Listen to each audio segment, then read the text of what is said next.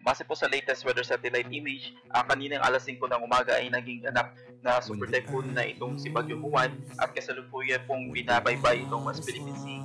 Ito nga ingay nandiyan ang bagyo. When the waters recede, when the clouds pass by, hold your head up high.